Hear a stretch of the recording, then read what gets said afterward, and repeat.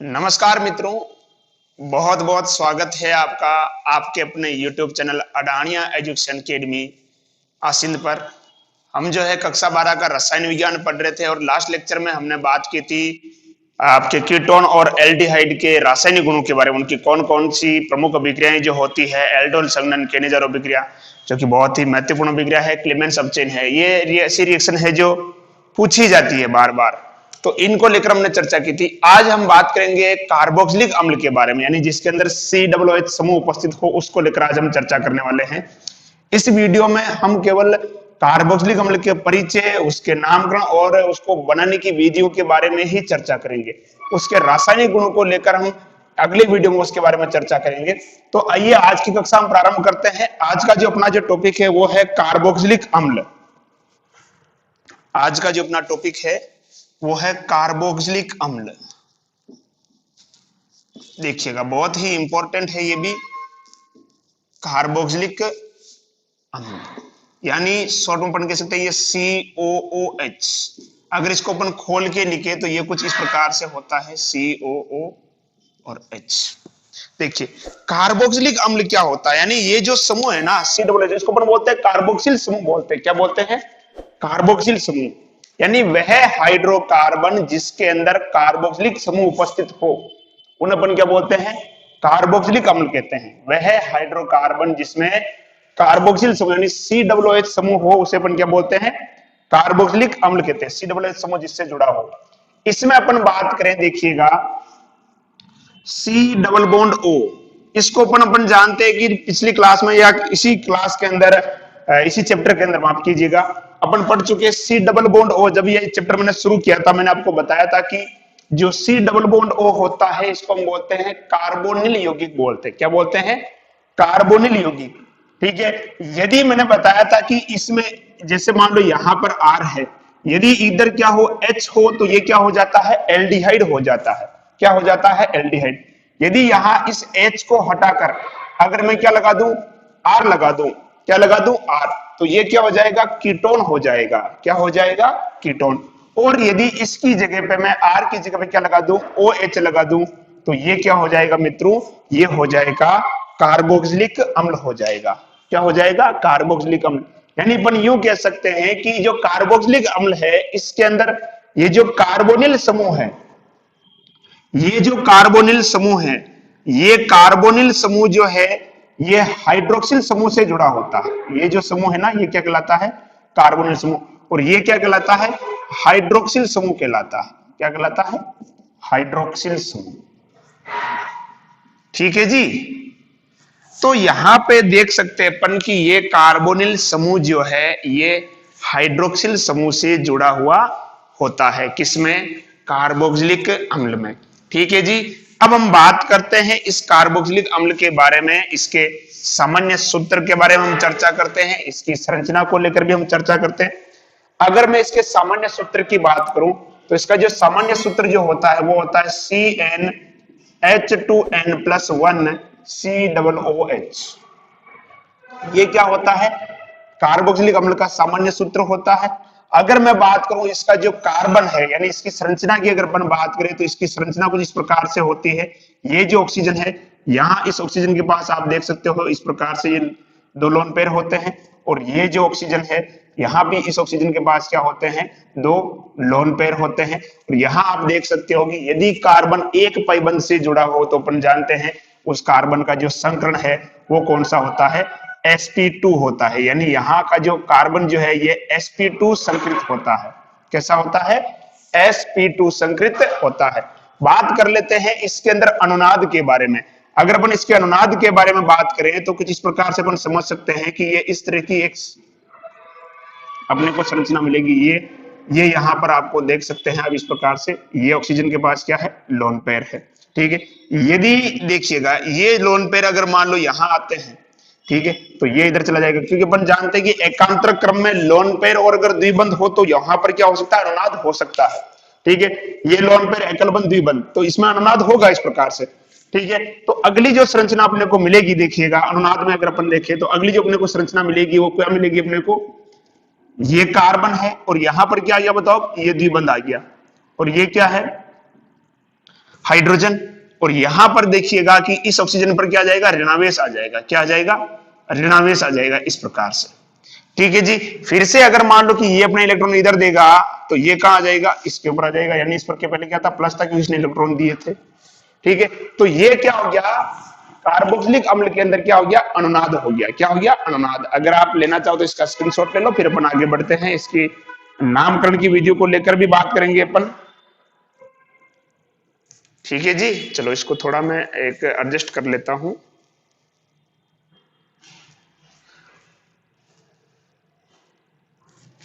चलो ताकि ये थोड़ा आपको भी साफ दिखाई दे, मिटा दे। चलो अब देखिएगा, अगर अपन बात करें इसके टाइप्स के बारे में कि कार्बोक्सिलिक अम्ल जो होता है, इसकी जो टाइप्स जो होते हैं वो क्या हो सकते हैं, यानी मोनोकार्बोक्सिलिक अम्ल हो सकता है, डाई कार्बोक्सिलिक अम्ल। यदि COOH समूह की संख्या कितनी हो, एक हो। देखिएगा CH3COOH, यदि COOH समूह की संख्या कितनी हो, एक हो, तो इसको अपन बोलेंगे मोनोकार्बोक्सिलिक अम्ल। क्या बोलेंगे, मोनोकार्बोक्सिलिक अम्ल।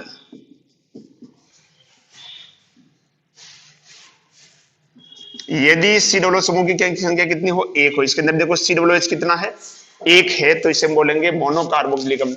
और यदि COOH समूह की संख्या कितनी हो मेरे लाडलों, यदि COOH समूह की संख्या कितनी हो, दो हो, तो इसे अपन बोलेंगे डाई कार्बोक्सिलिक अम्ल। क्या बोलेंगे, di carboxylic acid, di carboxylic अम्ल। और यदि COOH समूह की संख्या कितनी हो, तीन हो, यानी CH2 COOH CH COOH और ये लिख देता हूं मैं CH2 COOH। यदि COOH समूह की संख्या यानी कार्बोक्सिल समूह की संख्या तीन हो तो उसे हम कह सकते हैं ट्राई कार्बोक्सिलिक अम्ल कह सकते हैं। क्या कह सकते हैं, ट्राई कार्बोक्सिलिक अम्ल या ट्राई कार्बोक्सिलिक एसिड। ठीक है जी, क्लियर, ये क्लियर हुआ। अब हम बात करते हैं इसके नामकरण को लेकर। नामकरण में देखो विशेष तौर से आपको जो IUPAC नामकरण है उसमें ही आपको फोकस करना होता है। ठीक है जी, मिटा दे, चलो एक बार मिटा देते हैं इसको। सामान्य नाम के बारे में अपन इसके बाद देख लेते हैं, क्योंकि इसके कुछ सामान्य नाम भी प्रसिद्ध हैं, अधिकांश वो नाम भी आपको मिल जाते हैं, इसलिए इसके सामान्य नाम भी अपन देखेंगे। देखिएगा सामान्य नाम में देखिए मैं आपको बता देता हूं। यदि देखिएगा अगर कार्बन की संख्या कितनी हो, एक हो, तो उसे अपन बोलते हैं फार्म। क्या बोलते हैं, फार्म या फॉर्म। कई जगह पे फार्म या फॉर्म भी लिखा होता है, कोई दिक्कत नहीं, आप फॉर्म लिखो चाहे फार्म लिखो। ठीक है, अगर कार्बन की संख्या कितनी हो, दो, तो उसे अपन बोलते हैं एसिड। क्या बोलते हैं, एसिड। यदि कार्बन की संख्या तीन हो तो उसे अपन बोलते हैं प्रोपियोन। क्या बोलते हैं, प्रोपियोन। प्रोपियोन या प्रोपियोन भी लिख सकते हो। और यदि कार्बन की संख्या चार हो तो उसे अपन बोलते हैं ब्यूटर। क्या बोलते हैं, ब्यूटर। और यदि कार्बन की संख्या पांच हो तो उसे अपन बोलते हैं वेलेर। ठीक है, ये है अगर अपन सामान्य पद्धति में अगर अपन नामकरण की बात कर रहे हैं तो, सामान्य पद्धति में अगर अपन नामकरण की बात कर रहे हैं तो इसके लिए अपन बोलेंगे। ठीक है, और इसके अलावा कि ये जो कार्बोक्सिलिक अम्ल है इसके नाम के अपन लगाते हैं इक अम्ल। क्या लगाते हैं, इक अम्ल लिखते हैं सामान्य नाम में। अपन क्या लिखते हैं, इक अम्ल। अंत में क्या लिखेंगे, इक अम्ल। अब देखिएगा जैसे मैं लिखता हूं यहां पर देखिएगा HCOOH। अब मैं कहूं कि इसके अंदर कार्बन कितने हैं, आप कहोगे सर कार्बन एक है। ठीक है, तो एक को अपन क्या बोलते हैं, फॉर्म या फार्म या फॉर्म। फॉर्म प्लस इक अम्ल यानी क्या हो जाएगा, फॉर्मिक अम्ल। क्या हो जाएगा, इसका नाम क्या हो जाएगा, फॉर्मिक अम्ल। फार्मिक अम्ल या फिर फॉर्मिक अम्ल कह सकते हैं अपन, फॉर्मिक अम्ल। ठीक है जी, उसी प्रकार से अगर मान लो कि यहां पे लिख देता हूं मैं जैसे CH3COOH। अब मैं आपसे कहूं कि इसके अंदर कार्बन कितने हैं, आप कहोगे सर कार्बन की संख्या यहां पर दो है, और यदि दो कार्बन हो तो उसे हम क्या बोलते हैं, एसिड। और एसिड के साथ क्या लगा देंगे अपन, इक अम्ल यानी एसिटिक अम्ल। क्या हो जाएगा, एसिटिक अम्ल। क्या हो जाएगा, एसिटिक अम्ल हो जाएगा। जैसे अपन ने एल्डिहाइड में भी लिखा था, आपको पता हो तो, फॉर्मेल्डिहाइड, जैसे इसको अपन क्या बोलते हैं, HCHO, क्या बोलते हैं इसको, फॉर्मेल्डिहाइड, एक है ना फॉर्म, ठीक है। उसी प्रकार से CH3CHO, अपन ने इसको क्या नाम दिया था, एसिटेल्डिहाइड, एसिटेल्डिहाइड, ठीक है, एसिड, ठीक है जी। चलो अगला देखिएगा, जैसे अगर मैं लिख दूं यहां पर CH3CH2COOH, तो बताओ इसके अंदर कार्बन कितने हैं, 3 है, तो तीन को अपन क्या बोलते हैं, प्रोपियोन, तो नाम क्या हो जाएगा, प्रोपियोनिक अम्ल, क्या हो जाएगा, प्रोपियोन प्लस इक यानी प्रोपियोनिक अम्ल। और यदि यहां पर अगर मान लो कार्बन की संख्या देखिएगा, CH3CH2CH2COOH, कार्बन की संख्या कितनी है, 4 है। 4 को अपन क्या बोलते हैं, ब्यूटर, ब्यूटर प्लस इक अम्ल यानी क्या हो जाएगा, ब्यूटेरिक अम्ल, क्या हो जाएगा, ब्यूटेरिक अम्ल। और यदि मान लो कार्बन की संख्या में 5 कर देता हूं, CH3CH2CH2COOH, अगर कार्बन की संख्या में कितनी कर दूं, 5 कर दूं, 5 को अपन क्या बोलते हैं, वेलेर, तो इसका नाम क्या हो जाएगा, वेलेरिक अम्ल, क्या हो जाएगा मेरे लाडलू, वेलेरिक अम्ल हो जाएगा। तो ये बात हुई एक सामान्य पद्धति में। सामान्य पद्धति में आपको जो मुख्य रूप से ये 2 अम्लों के नाम ही आपको याद रखना है, फॉर्मिक अम्ल क्या होता है और एसिटिक अम्ल क्या होता है, इन्हीं की आपको सामान्य नाम की आवश्यकता पड़ेगी, यानी जरूरत पड़ेगी। बाकी के इनके नाम के सामान्य नाम की कोई जो आवश्यकता अपने को पड़ने वाली नहीं है। अब हम बात करते हैं इसके IUPAC नामकरण को लेकर बात करते हैं कि IUPAC नाम जो है हम इसका किस प्रकार से लिखते हैं, ठीक है जी, मिटा दें। चलो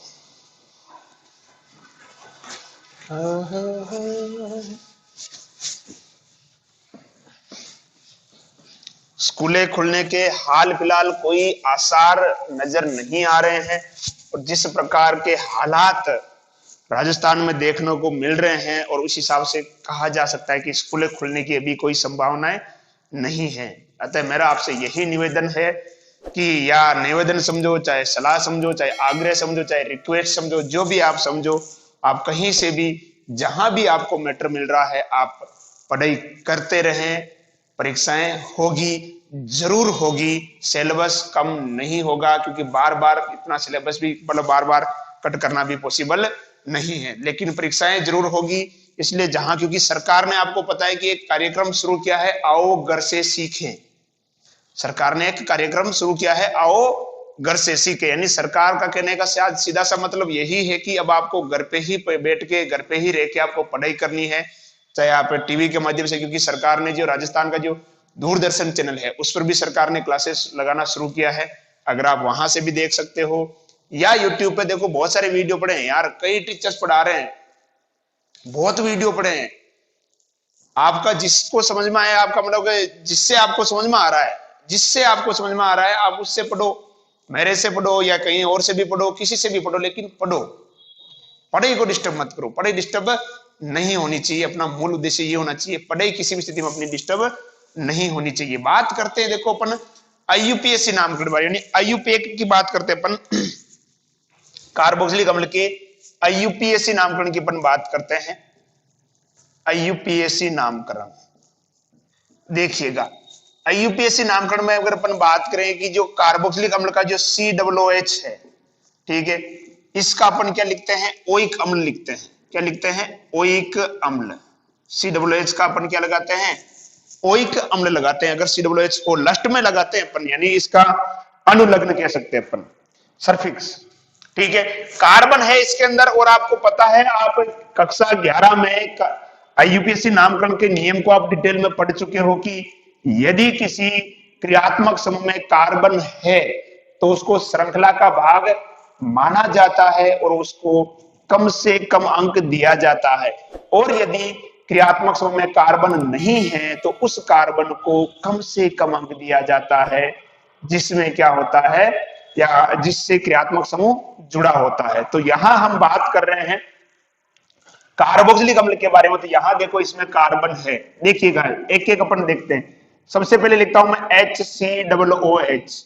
अब मैं आपसे कहूं कि इसके अंदर कार्बन कितना है, आप कहोगे कि सर इसमें कार्बन की संख्या एक है और एक को अपन क्या बोलते हैं, मेथ बोलते हैं। क्या बोलते हैं, मेथ। तो मेथेन प्लस क्या लगाएंगे, ओइक अम्ल। मेथेन प्लस ओइक अम्ल यानी क्या हो जाएगा, मेथेनोइक अम्ल। क्या हो जाएगा इसका नाम, मेथेनोइक अम्ल। एक कार्बन को अपन मेथेन बोलते हैं तो क्या हो जाएगा, मेथेनोइक अम्ल। मेथेनोइक अम्ल, ठीक है जी। उसी प्रकार से अगर मैं बात करूं CH3COOH, देखिएगा इसके अंदर कार्बन कितने हैं, ये एक और ये दो, दो कार्बन है। दो कार्बन को अपन क्या बोलते हैं, एथ बोलते हैं, यानी एथेन प्लस ओइक अम्ल, यानी नाम क्या हो जाएगा, एथेनोइक अम्ल। क्या हो जाएगा, एथेनोइक अम्ल। बहुत ही इजी है। उसी प्रकार से अगर मैं कार्बन की संख्या क्या कर दूं, तीन कर दूं, मान लो CH3 CH2 और ये COOH, तो अब मैं आपसे कहूं कि तीन कार्बन को क्या बोलते हैं, आप बोलोगे सर तीन कार्बन को प्रोप कहते हैं, तो इसका नाम क्या हो जाएगा, प्रोपेनोइक अम्ल। क्या हो जाएगा, प्रोपेनोइक अम्ल। उसी प्रकार से चार होगा तो क्या हो जाएगा, ब्यूटेनोइक अम्ल। पांच होगा तो क्या हो जाएगा, पेंटेनोइक अम्ल। छह होने पर क्या हो जाएगा, हेक्सेनोइक अम्ल हो जाएगा। क्या हो जाएगा, हेक्सेनोइक अम्ल। अब अपन इसको आगे बढ़ाते हैं, मिटा दो इसको, उसके कुछ और भी एग्जाम्पल अपन करके देखते हैं।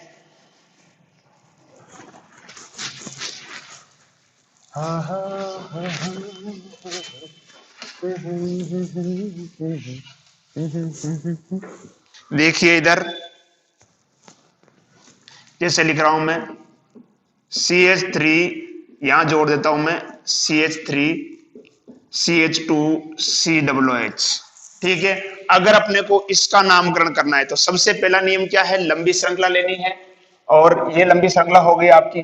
और यदि क्रियात्मक समूह में कार्बन है तो उस कार्बन को श्रृंखला का भाग माना जाएगा और उसको कम से कम अंक दिया जाता है। तो इसको कम से कम अंक देंगे 1 2 3 4। देखिए अब देखो ये श्रृंखला के बाहर लटका हुआ है, और जो श्रृंखला के बाहर होता है उसको अपन क्या मानते हैं, प्रतिस्थापी मानते हैं, और प्रतिस्थापी का नाम सबसे पहले लिखा जाता है। इसकी स्थिति को भी लिखेंगे, कौन से कार्बन पर जुड़ा हुआ है, 3 पर, तो क्या हो जाएगा 3 मेथिल। फिर देखो कितने कार्बन, 4, तो क्या हो जाएगा, ब्यूटेनोइक अम्ल। क्या हो जाएगा, ब्यूटेनोइक अम्ल हो जाएगा। ठीक है जी। अगर मान लो कि मैं एक और एग्जांपल ले लूं, यहां पर CH3C, और यहां पर लिख देता हूं, जैसे मान लो मैं ये CH3 इधर में जोड़ देता हूं Br, और ये CH2, और ये हो जाता है मान लो COOH। ठीक है जी। अब अगर अपन बात करें कि इसका नामकरण क्या होगा, अंकन अपन किधर से करेंगे, इधर से करेंगे, 1 2 3 4। अब देखिएगा जो कार्बन नंबर 3 है इसके ऊपर दो प्रतिस्थापी लगे हुए हैं। एक तो ऊपर क्या लगा हुआ है, ब्रोमीन लगा हुआ है, और एक नीचे क्या लगा हुआ है, मेथिल लिखा हुआ है। अब बात आती है सर पहले किसको लिखेंगे, तो आपको पता है इस प्रकार के जब भी अपन नाम लिखते हैं तो अपन क्या लिखते हैं, सबसे पहले अल्फाबेट के हिसाब से इसको अरेंज करेंगे। तो अल्फाबेट के हिसाब से क्या आएगा, पहले ब्रोमो आएगा, तो क्या लिखेंगे 3 ब्रोमो, 3 ब्रोमो 3 मेथिल, और क्या हो जाएगा, ब्यूटेनोइक अम्ल। क्या हो जाएगा, ब्यूटेनोइक अम्ल हो जाएगा। ठीक है जी, मिटा दें। तो इस प्रकार के बहुत सारे एग्जाम्पल इसके किए जा सकते हैं। ठीक है, चलो आगे बढ़ते हैं।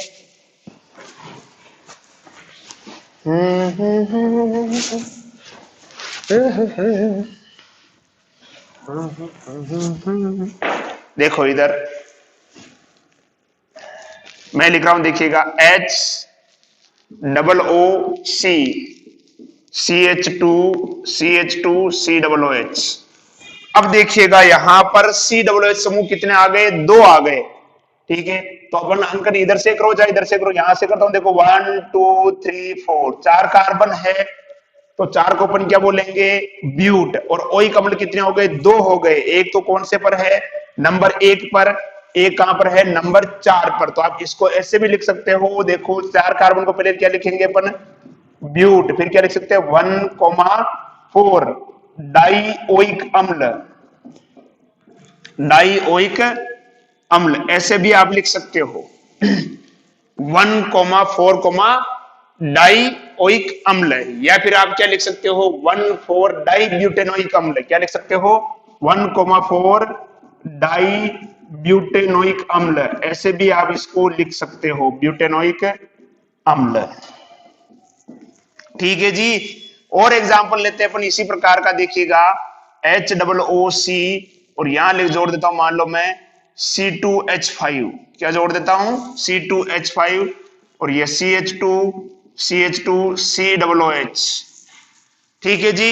अब इसका नामकरण करेंगे अपन, तो कैसे लिखेंगे इसका नाम किस प्रकार से लिखा जा सकता है, तो इसको आप देखिएगा यहां मैं अगर, क्योंकि समस्या आ रही है कि सर इसमें कार्बन देखो 1 2 3 4 5 6, इसके अंदर 6 हो रहे हैं, इसको अगर अपन देखें 1 2 3 4 5 ही हो रहे हैं, बहुत सारे सोचेंगे कि सर ये ले लेंगे, लेकिन ये श्रृंखला अपन नहीं लेंगे, उस श्रृंखला का चयन करेंगे जिसके अंदर दोनों क्रियात्मक समूह आ जाने चाहिए, जिस श्रृंखला में दोनों क्रियात्मक समूह आ जाने चाहिए। तो यहां पर अपन देखेंगे इस श्रृंखला के अंदर देखिए दोनों क्रियात्मक समूह आ रहे हैं, तो इसका अपन चुनाव करेंगे। अगला पड़ाव आता है कि सर इसका जो अंकन करेंगे, जो नंबरिंग करेंगे, वो किस दिशा से करेंगे। देखिए इधर आपके पास कंडीशन कुछ भी नहीं थी, लेकिन यहां अगर अपन देखेंगे कि अपन इधर से नंबरिंग नहीं करेंगे, ठीक है, अब दोनों स्थिति समान है, तो अपन देखेंगे प्रतिस्थापी किस दिशा से निकट आ रहा है। ठीक है, तो इधर से करेंगे तो यहां प्रतिस्थापी निकट आ रहा है, तो ये क्या हो जाएगा 1 2 3 4 5। ठीक है, सबसे पहले नाम किसका लिखा जाएगा, प्रतिस्थापी का लिखा जाएगा। प्रतिस्थापी कितने पे है, नंबर 2 पर है, तो लिख दिया अपन ने सबसे पहले कार्बन नंबर 2। क्या जुड़ा हुआ है, आप कहोगे सर एथिल समूह है। कौन सा समूह है, एथिल। कार्बन कितने हैं रे, कार्बन है 5, तो क्या लिख सकते हैं अपन पेंट, फिर क्या लिख सकते हैं, पेंट के बाद देखो कहां पर नंबर 1 और नंबर 5, पेंट 1,5 डाइओइक अम्ल, क्या लिख सकते हो डाइओइक अम्ल। या फिर ऐसे भी लिखा जा सकता है 2 एथिल, क्या लिख सकते हैं 2 एथिल 1,5 डाइपेंटेनोइक अम्ल, भी इसका नाम लिखा जा सकता है। देखिएगा एक स्थिति अपन और देखते हैं, देखिए CH3 और यहां जोड़ देता हूं मैं COOH, फिर क्या हो जाएगा CH COOH, और फिर क्या हो जाएगा CH COOH, और यहां लिख देता हूं मैं CH3। इसका नाम क्या होगा, देखिएगा अब यहां पर कंफ्यूजन आ रहा है कि क्या करें सर, 3 यहां पर क्रियात्मक समूह आ गए, तीनों कार्बोक्सिलिक अम्ल है, तो कैसे इसका चुनाव करें, बहुत ही पेचीदा मामला है। तो मेरे प्यारे दोस्तों, अगर कभी भी आपको इस प्रकार की स्थिति मिल जाती है तो ध्यान दीजिएगा, यदि किसी हाइड्रोकार्बन में 3 कार्बन युक्त, यदि किसी हाइड्रोकार्बन में 3 कार्बन युक्त क्रियात्मक समूह हो, तो फिर उसे मुख्य क्रियात्मक समूह नहीं माना जाता है, उन्हें अपन क्या मानेंगे, प्रतिस्थापी मानेंगे। क्या मानेंगे, प्रतिस्थापी मानेंगे। तो अब नाम क्या हो जाएगा, देखो इसका इस प्रकार से ये लंबी श्रृंखला हो गई, फिर अपन अंकन करेंगे 1 2 3 4 5, क्योंकि अब ये क्रियात्मक समूह नहीं है, ये क्या है प्रतिस्थापी। प्रतिस्थापी का क्या लगाएंगे, पूर्व लग्न लगाएंगे। क्या लगाएंगे, पूर्व लग्न लगाएंगे, इनको पहले लिखेंगे, और इनका वास्तविक नाम क्या होता है, कार्बोक्सी समूह होता है, यानी कार्बोक्सिलिक अम्ल लिख सकते हो या कार्बोक्सी समूह लिख सकते हो। तो क्या हो जाएगा इसका नाम, देखिएगा इधर लिख रहा हूं मैं 2, 3, 4 ट्राई कार्बोक्सी, क्या हो जाएगा ट्राई कार्बोक्सी। फिर देखिए कार्बन कितने, ट्राई कार्बोक्सी पेंटेन। ठीक है, यदि किसी श्रृंखला में 3 या 3 से अधिक कार्बन युक्त क्रियात्मक समूह हो, तो उसे श्रृंखला का भाग नहीं माना जाता है, उन्हें प्रतिस्थापी मानकर उनका पूर्व लग्न प्रयुक्त किया जाता है। ठीक है जी, तो ये हो गए प्रमुख नामकरण के बारे में। बहुत सारे उदाहरण हैं, आप और भी देख सकते हो अपनी किताब में या और कहीं भी, जहां भी आपको मौका मिले वहां से एक्सरसाइज कर सकते हो। आप इसका एक बार स्क्रीनशॉट ले लो, फटाफट ले लिया होगा, मिटा दें। चलो, वेरी गुड।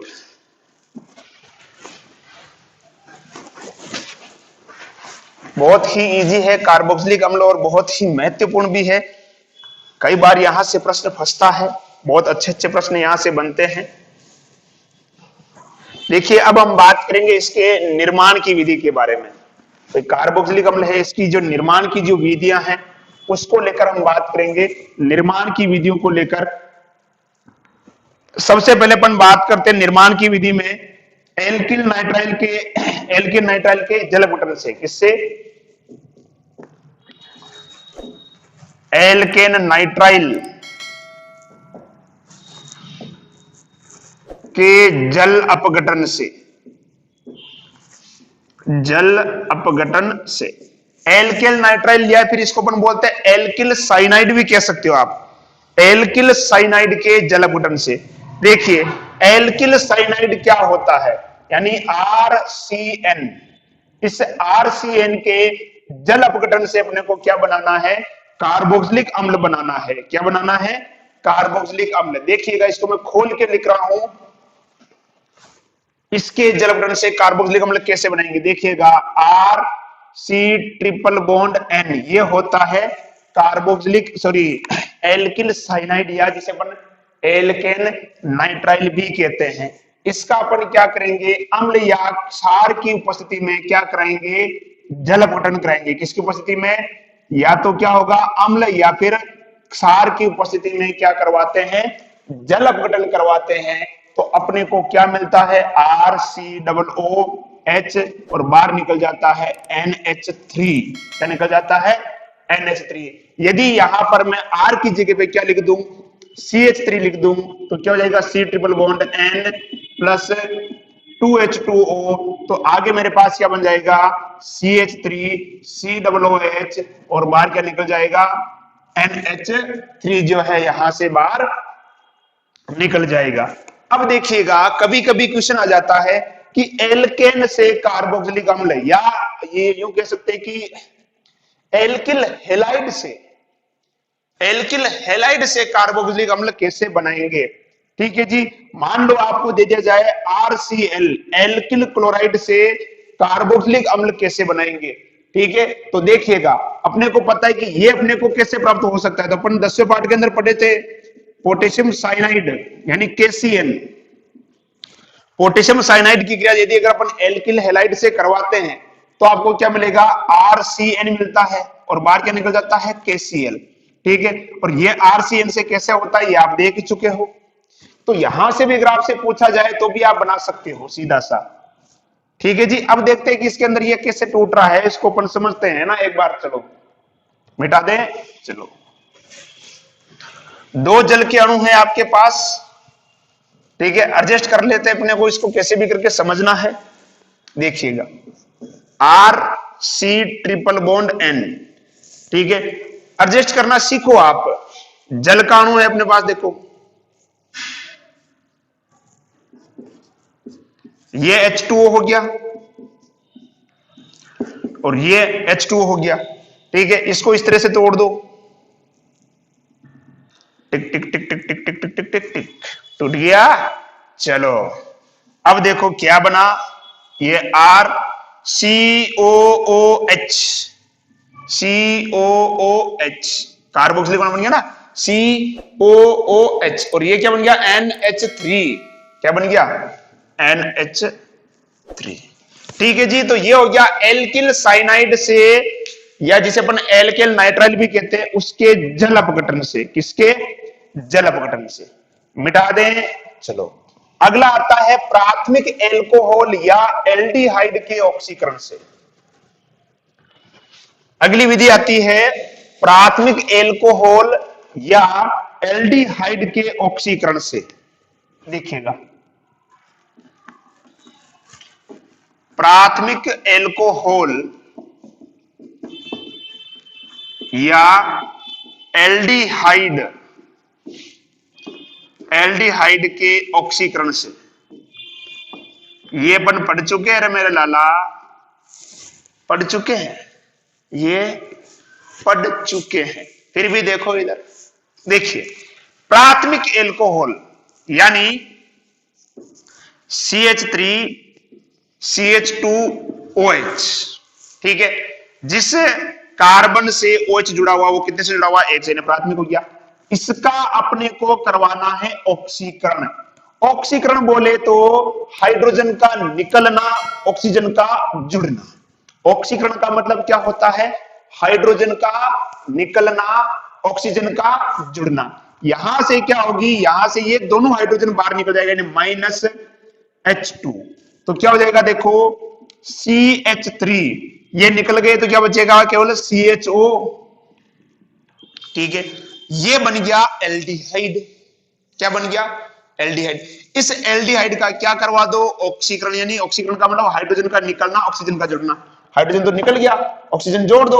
अब ये ऑक्सीजन अगर यहां जुड़ जाएगी तो क्या बन जाएगा, देखो CH3COOH बन गया रे भाई। ये क्या होता है, कार्बोक्सिलिक अम्ल तो होता है। कितना इजी है यार, है फालतू में लोट लेते हो तुम लोग, ठीक है। तो यहां पर दोनों चीजें आ गई, एल्डिहाइड भी आ गया। अगर आपको केवल एल्डिहाइड दे रखा है तो सीधा से ऑक्सीजन जोड़ दो, और अगर एल्कोहल दे रखा है तो हाइड्रोजन निकाल के एल्डिहाइड बना दो, और एल्डिहाइड से ये बना दो। दोनों इजी है, बहुत इजी है। मिटा दें, चलो अगला आता है 1,1 ट्राई हेलोजन व्युत्पन्न से, मिटा दें, चलो 1,1,1 ट्राई हेलोजन व्युत्पन्न देखिएगा,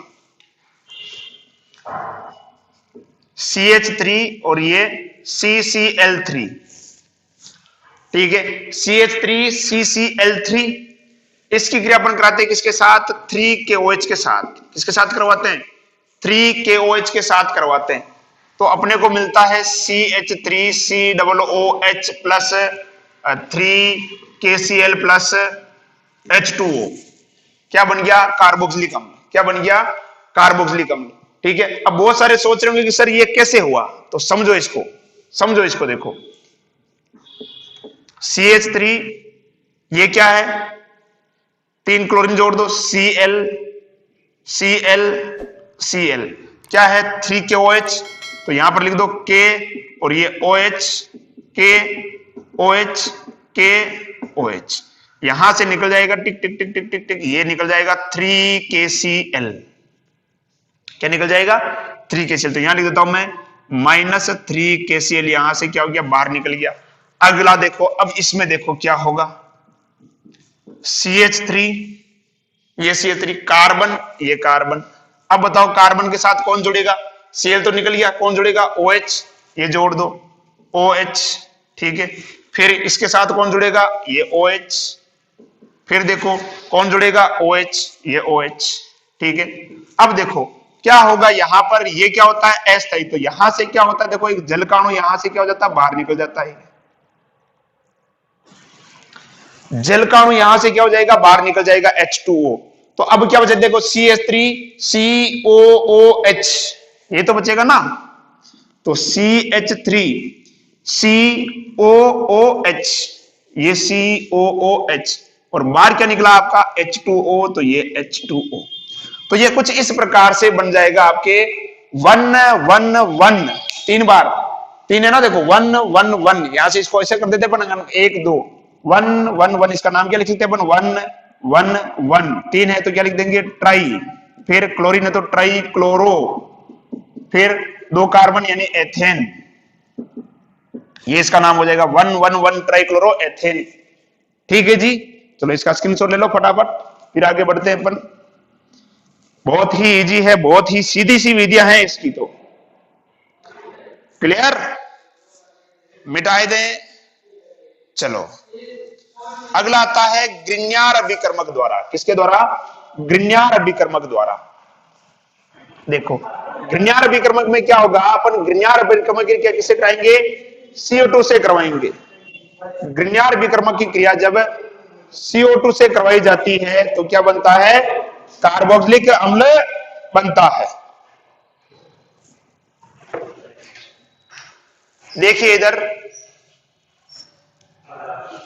CO2, मैं इसको खोल के लिख रहा हूं CO2 को समझने के लिए। देखिए ये होता है CO2, पूरे इस बारे में लिख रहा हूं आपके। ग्रिग्नार्ड विक्रमक क्या होगा? RMgX, ये होता है ग्रिग्नार्ड विक्रमक। अब आप खुद सोचो कि क्या इसके अंदर क्या कंडीशन हो सकती है। ठीक है जी, देखो क्या होगा कि इस बंध के इलेक्ट्रॉन किस तरफ आएंगे? ऑक्सीजन की तरफ आएंगे। ऑक्सीजन पर क्या आएगा? ऋणावेश आ जाएगा। अपन जानते हैं इस पर क्या आता है? मैग्नीशियम पर प्लस आता है, इस पर क्या आता है? माइनस आता है। इस पर क्या आ जाएगा? प्लस आ जाएगा। तो अब क्या होगा? देखो सीधा देखो, ये R तो कहां पर जुड़ेगा? इसके साथ जुड़ेगा। और ये मैग्नीशियम कहां जुड़ेगा? इसके साथ जुड़ेगा। ठीक है, तो अगली कंडीशन अपने को क्या मिलने वाली? देखो ये oxygen double bond carbon, carbon के साथ कौन लग गया? R लग गया, ये R लग गया। ठीक है, इधर देखो एक बंध टूट गया, एक बचा, ये ऑक्सीजन, ऑक्सीजन के साथ कौन लग गया? MgX। ठीक है, अब इसका अपन क्या करवा दें? जल अपघटन करवा दें। इसका अपन क्या करवा दें? जल अपघटन करवा देते हैं। ठीक है, तो यहां से ये H और ये OH यानी H2O, इसको जल से द्वारा तोड़ दिया तो क्या बनेगा? देखो इधर ये R, फिर यह है C, OOH यानी ये O, ये OH, क्या बन गया? कार्बोक्सिलिक अम्ल बन गया ना। ये R है भाई, ये COOH कार्बोक्सिलिक, और बाहर क्या निकल जाएगा? हमेशा की तरह जो अपन निकालते आ रहे हैं OH और ये X। ठीक है, तो ये हो गया ग्रिग्नार्ड विक्रमक के द्वारा। अब आप यहां पर देखो R की जगह पे क्या लिख दो? CH3, तो ये क्या हो जाएगा? CH3COOH। अगर इस R की जगह पे मैं क्या लिख देता हूं? CH3 लिख देता हूं, तो क्या हो जाएगा? CH3COOH हो जाएगा सीधा सा। ठीक है, स्क्रीनशॉट ले लो आप इसका भी फटाफट, मिटा दें। चलो अगला आता है एस्टर के जल अपघटन द्वारा। किसके द्वारा? एस्टर के जल अपघटन द्वारा। देखिए एस्टर क्या होता है? RCOOR। क्या होता है? RCOOR, दोनों R, तो इसको थोड़ा समझने के लिए मैं इसको डैश कर देता हूं, RCOOR। ठीक है, देखिएगा इसके जल अपघटन से सबसे पहले तो अपने को यह समझना होगा कि ये एस्टर बनता कैसे है। ठीक है, पहले भी पढ़ चुके हैं एस्टर बनने की विधि पर।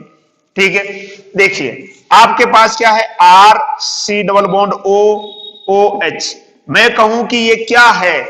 आप कहोगे सर ये कार्बोक्सिलिक अम्ल है। क्या है? कार्बोक्सिलिक अम्ल। और यदि इसकी क्रिया मैं करा देता हूं किसके साथ? ROH के साथ। अगर मैं कहूं ये क्या है? आप कहोगे सर ये एल्कोहल है। क्या है? एल्कोहल। ठीक है जी, अब देखिएगा इसको थोड़ा मैं खोल के लिख देता हूं इस तरह से, ये R और ये O, थोड़ा इसको बड़ा कर देता हूं इस तरह से। ठीक है, तो देखो यहां से अपन जानते हैं कि जब अपन इसकी क्रिया करते हैं तो यहां से क्या निकलता है? H2O निकलता है, यानी माइनस H2O। ठीक है, तो क्या बनेगा? देखो RC डबल बॉन्ड O, ये तो निकल गया। अब सीधा क्या बचा? ये बचा ऑक्सीजन, ये ऑक्सीजन और ये R, यानी क्या बन गया? ये क्या बन गया रे? RCOOR। ठीक है, इसको अपन यूं से लिख देते चलो, तो ये भी क्या हो जाएगा आपका R बेस, अलग अलग दर्शाने के लिए ताकि अपने को ध्यान में रहे, बाकी कोई जरूरी ना है कैसे भी लिखो। क्या बन गया? एस्टर बन गया। क्या बन गया? एस्टर। कैसे बना? मैंने क्या किया? दोनों अणु को मिला के इसमें से जल को बाहर निकाल दिया।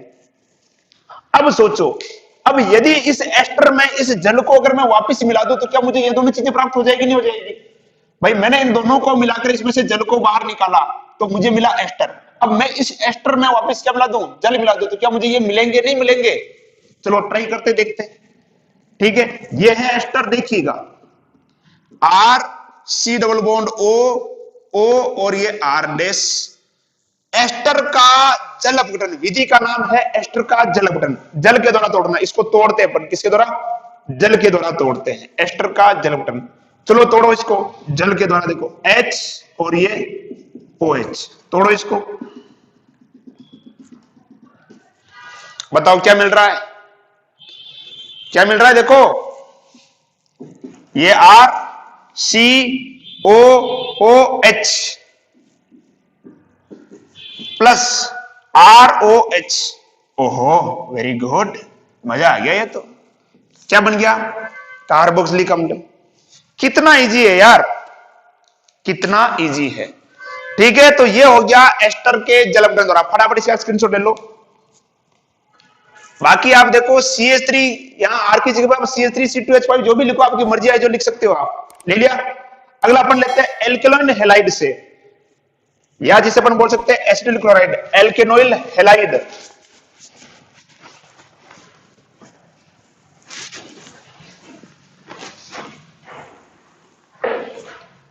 एल्केनोइल हैलाइड क्या होता है देखो, RC डबल बॉन्ड OX। इसकी क्रिया अपन कराएंगे किसके साथ? जल के साथ। जल क्या होता है? H2O। मैं डायरेक्टली लिख रहा हूं इसको, यहां से क्या निकलेगा? ये HX बार क्या बन जाएगा? RCOOH बार क्या निकल गया? HX। ठीक है जी, चलो इसको अपन दूसरे तरीके से लेते हैं। आर की जगह यहां लेता हूं मैं CH3 C double bond O Cl, ये ले लिया मैंने। जल लेंगे, जल क्या होगा? H2O, ऐसे लिख दिया मैंने। क्या निकल जाएगा? HCl बार। तो क्या हो जाएगा? CH3COOH और बार क्या निकल गया? HCl। ये बन गया आपका कार्बोक्सिलिक अम्ल। क्या बन गया? कार्बोक्सिलिक अम्ल। कोई दिक्कत? क्लियर? मिटा दें। अगला आता है एल्केनोइक एनहाइड्राइड से, यानी एनहाइड्राइड से अपन बनाएंगे इसको। देखो मिटा दे। एनहाइड्राइड के जल अपघटन से, किसके द्वारा? एनहाइड्राइड के जल अपघटन से। एनहाइड्राइड क्या होता है देखो, R C double bond O C double bond O R, ये होता है एनहाइड्राइड। क्या होता है? एनहाइड्राइड। इसका अपन क्या कराना है? अपने को जल अपघटन करवाना है, जल के द्वारा तोड़ना है। तोड़ दो इसको जल के द्वारा। जल के द्वारा तोड़ेंगे, देखो इसको H और ये OH, जल के द्वारा। यहां से टूटेगा ये, टिक टिक टिक टिक टिक टिक टिक टिक टिक टिक टिक, टूट गया। क्या बना? RCOOH, RCOOH। क्या हो जाएगा? RC double bond OH plus, ये भी क्या हो जाएगा? RC डबल बॉन्ड O, और ये क्या हो जाएगा? OH। ठीक है जी, क्लियर? तो ये हो गया आपके एनहाइड्राइड के जल अपघटन से। किसके द्वारा? एनहाइड्राइड के जल अपघटन से। मिटा दें। चलो अब आप यहां से कुछ भी ले सकते हो। देखो C2H5 ले हो, चाहे CH3 लो, जो आपकी मर्जी है, जो यहां पर लगा सकते हो। ये एल्किल समूह है, या आप चाहे CH3 लगाओ, इधर CH3 लगाओ, इधर CH3 लगाओ, या इधर C2H5 लगाओ, या फिर C3H7, जो आपकी मर्जी है वो लगा सकते हो। मिटा दें। अगला आता है एल्केनेमाइड के जल अपघटन से। किसके? एल्केनेमाइड के जल अपघटन से। एल्केनेमाइड क्या होता है देखो, RCONH2, तनु HCl की मिल की उपस्थिति में, RC डबल बॉन्ड ONH2, किसकी उपस्थिति में? तनु HCl की उपस्थिति में। तनु HCl अम्ल की उपस्थिति में अपन इसका क्या कराते हैं? जल अपघटन करवाते हैं। ठीक है, जल के द्वारा तोड़ दे। देखो तोड़ो इसको, तोड़ो तोड़ो तोड़ो। ठीक है, तोड़ दो इसको। क्या बनेगा? RCOOH, RCOOH, और बाहर क्या निकल जाएगा? NH3। भाई दो तो है ही है, एक और हो गया, NH3 हो गया। ठीक है जी, तो ये हो गई आपके कार्बोक्सिलिक अम्ल बनाने की सारी विधियां, जो आपके बुक के अंदर दे रखी सारी की सारी विधियां कंप्लीट। एक भी विधि मैंने छोड़ी है, सारी की सारी आपको करवा दी है। ठीक है, तो ये हो गई कार्बोक्सिलिक अम्ल बनाने की विधियां। अब हम बात करते हैं इनके भौतिक गुणों के बारे में। जैसे भौतिक गुणों के बारे में, ये विलय होगा नहीं होगा, इसकी गंध कैसी होगी, ये सारी चीजें आप देख लेना। ठीक है, एक अपन जो इसके बात करते हैं अणुभार के बारे में, जैसा कि आपने सेकंड चैप्टर के अंदर पढ़ा होगा कि ये जो अणु है ये क्या बना देता है? द्विलक बनाता है, डाइमर। क्या बनाता है, एक तो द्विलक बनाता है। क्या बनाता है, द्विलक। देखिए द्विलक कैसे बनाता है ये, CH3 C double bond O, O और H। ठीक है जी। और दूसरा अणु ले लेते हैं अपन सामने इसके, CH3 C double bond O, O और H। तो यहां पर क्या होगा, इनके बीच में क्या बनेगा, हाइड्रोजन बंध, और यहां पर भी क्या बनेगा, हाइड्रोजन बंध। तो इस प्रकार से ही क्या बना लेता है, द्विलक बनाता है। यानी कार्बोक्सिलिक अम्ल के दो अणु मिलकर क्या बनाते हैं, द्विलक बनाते हैं। क्या बनाते हैं, द्विलक। तो आप इसका स्क्रीनशॉट ले लो फटाफट। इनके बीच में क्या बन जाता है, ये जो क्या कहलाते हैं, ये हाइड्रोजन बंध कहलाते हैं। क्या कहलाते हैं, हाइड्रोजन बंध। अब अपन बात करते हैं गलनांक क्वथनांक के बारे में, कि जो विषम कार्बन संख्या वाले जो कार्बोक्सिलिक अम्ल होते हैं उनका जो गलनांक जो होता है वो क्या होता है, कम होता है। देखिएगा जैसे मैं लिख रहा हूं, जैसे इसको मैं यूं कर देता हूं, देखो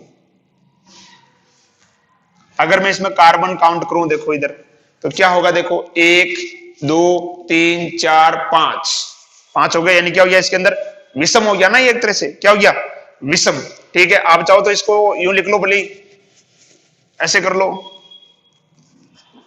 CH3 CH2 CH2 CH2 और ये COOH।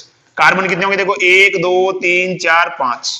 ठीक है, जो विषम संख्या वाले जो कार्बोक्सिलिक अम्ल होते हैं इनका गलनांक क्या होता है, कम होता है। इनका गलनांक क्या होता है, कम होता है। जबकि सम संख्या वाले जो कार्बोक्सिलिक अम्ल होते हैं उनका गलनांक क्या होता है, अधिक होता है। इसका कारण क्या है समझते, देखो सम संख्या वाले क्या हो जाएगा, CH3